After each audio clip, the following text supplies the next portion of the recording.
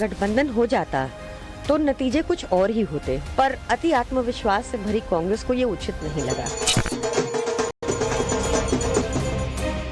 India गठबंधन नहीं बन पाया क्योंकि वहां कांग्रेस को लगता था कि बस हम अपने ताकत पर, अपने बलबूते पर जीतेंगे। जैसे डायरेक्ट फाइट होती है बीजेपी के साथ, कांग्रेस कहीं ना कहीं कमजोर पड़ जाती है। ईवीएम को ब्लेम करना तो बड़ा आसान है ना, वही ईवीएम से आप जीत जाते हैं और फिर अगर आप हार जाते हैं तो ये गलत बात है।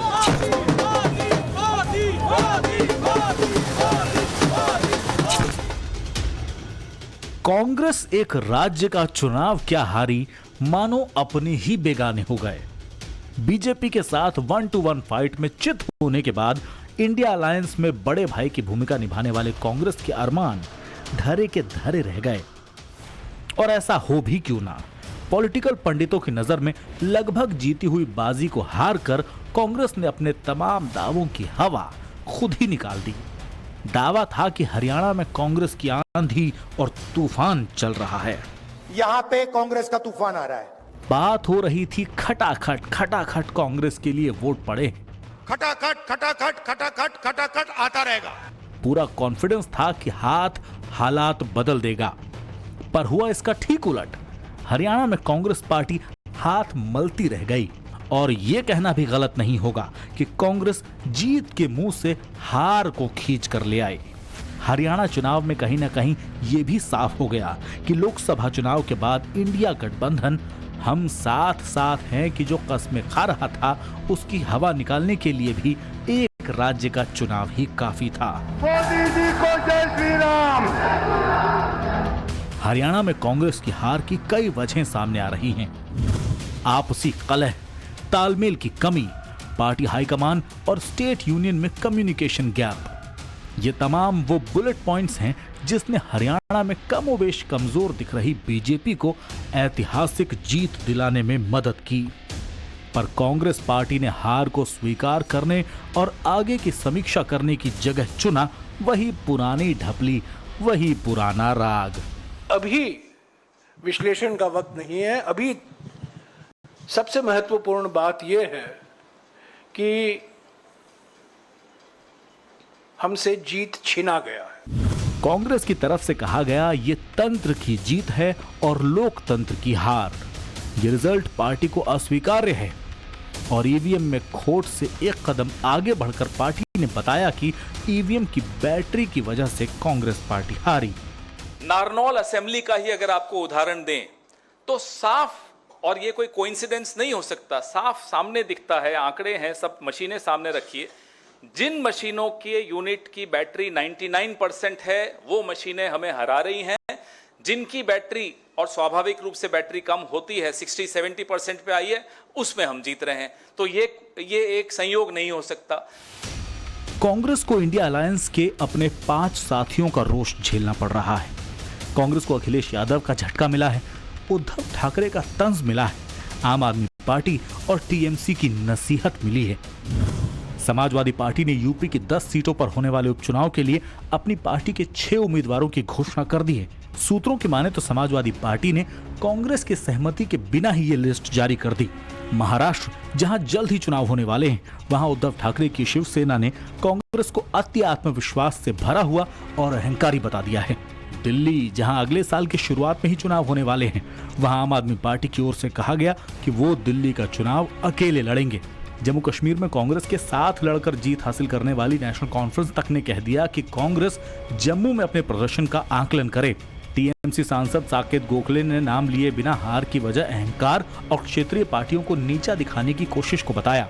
अगर हरियाणा में गठबंधन हो जाता तो नतीजे कुछ और ही होते, और मुझे लगता है कि सबसे ज्यादा फायदा गठबंधन का कांग्रेस को ही होता। हमने भरपूर प्रयास किया था कि गठबंधन हो जाए हरियाणा में, पर अति आत्मविश्वास से भरी कांग्रेस को ये उचित नहीं लगा। एक अफसोस रहा कि उन्होंने अंडर परफॉर्म किया। हमको जितनी उम्मीद थी और जिस तरह से हमने उनको सीटें जम्मू में दी थी उस तरीके का नतीजा आया नहीं। तो ये कांग्रेस को खुद का एक मुहासबा करना पड़ेगा, दिल टू इंट्रोस्पेक्ट, कि उनकी कहाँ कमी रही। हमने उनको बहुत एतमाद दिया है। हरियाणा में इंडिया गठबंधन नहीं बन पाया क्योंकि वहां कांग्रेस को लगता था कि बस हम अपने ताकत पर अपने बलबूते पर जीतेंगे तो सत्ता में और कोई भागीदार नहीं चाहिए। तो हमारे जो मित्र है हुड्डा जी या कांग्रेस के नेता है, उनको लगा कि हम ही जीतेंगे। अगर समाजवादी पार्टी है अखिलेश जी की, आप है केजरीवाल साहब के नेतृत्व में, हमारे जैसे छोटे छोटे दल है, हमारे खाते में 1-2 सीटें आ जाती तो जरूर ये जो चित्र है, ये निर्णय है जो जनता ने दिया, उसमें जरूर बदलाव होता है। इंडिया गठबंधन के दलों के इन बयानों से कहीं ना कहीं प्रधानमंत्री के उस दावे को भी बल मिलता है जो उन्होंने हरियाणा विजय के बाद किया। चुनाव नतीजों ने एक और बात स्पष्ट की है, कांग्रेस आज पूरी तरह परजीवी पार्टी बन गई है। जम्मू कश्मीर में उसकी सहयोगी पार्टी डर के मारे पहले से कई कह रही थी कि कांग्रेस की वजह से उसे नुकसान हो रहा है। हरियाणा के रिजल्ट का असर अगले ही दिन उन सभी जगहों पर नजर आने लगा जहां चुनाव होने वाले हैं। यूपी में होने वाले उपचुनाव के लिए समाजवादी पार्टी ने उम्मीदवारों की घोषणा कर दी है। 10 सीटों में से 6 पर अखिलेश यादव की पार्टी की तरफ से उम्मीदवार घोषित किए गए, लेकिन सूत्रों की माने तो कांग्रेस पार्टी अखिलेश यादव के इस फैसले से नाराज चल रही है। कहा जा रहा है कि उम्मीदवारों की घोषणा से पहले ना ही कांग्रेस पार्टी की राय ली गई, ना ही कोई सहमति बनाई गई।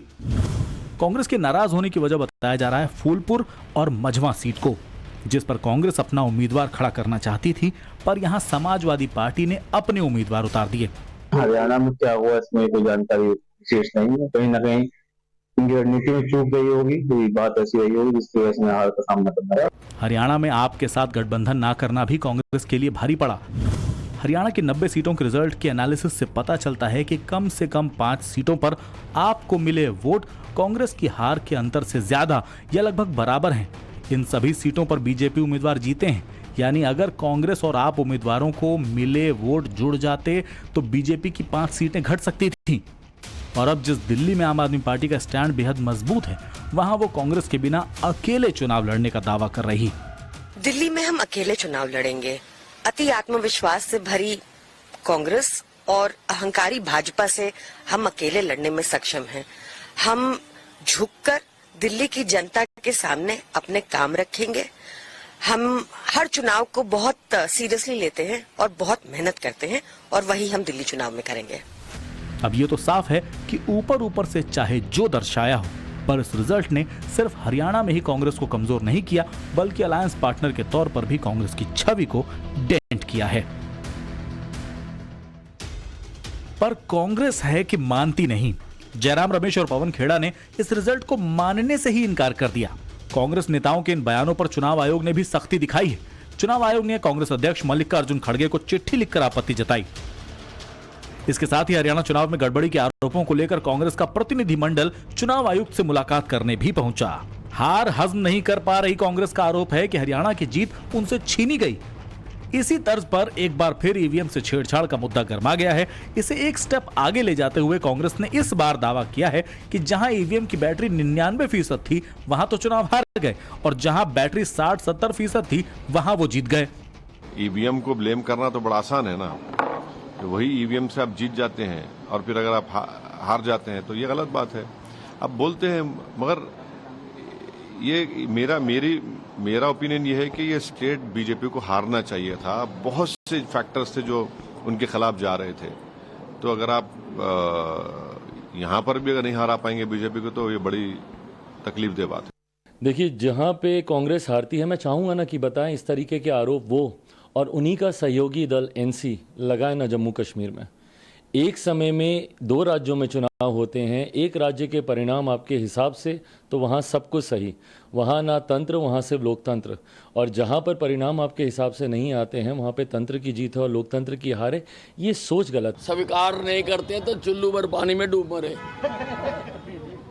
चुनाव हुए, यहाँ तुम्हारे अगेंस्ट हो वहाँ ईवीएम खराब है, जहाँ तुम्हारे हक में हो वहाँ ईवीएम ठीक है। तुम्हारा तो करैक्टर हो गया। ये छोटे छोटे बच्चे, स्कूल के बच्चे भी जानते हैं कांग्रेस के करैक्टर को।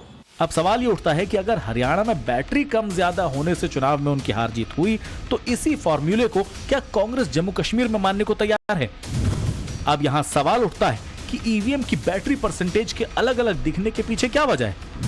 जिस ईवीएम में बैटरी 99% है, क्या इसका मतलब है कि उसकी बैटरी बाद में चेंज की गई? ईवीएम का बैटरी कंजम्पशन का कॉन्सेप्ट क्या है? क्या वोटिंग के दौरान भी बैटरी चेंज करने की जरूरत होती है? और सबसे बड़ा सवाल कि क्या ईवीएम की बैटरी से टैंपरिंग संभव है? इसका जवाब खुद पूर्व चुनाव आयुक्त दे रहे हैं।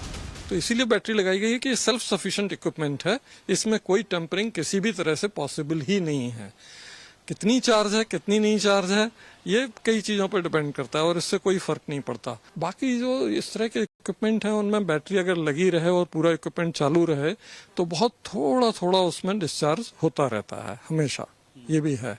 लेकिन इतना बैटरी रहती है कि वो 2 दिन पोलिंग करा सके, इसलिए कोई दिक्कत की बात नहीं होती। बैटरी को रिप्लेस करने की आवश्यकता होती है, चार्जेबल होती है, चेंज करने की जरूरत क्यों होती है?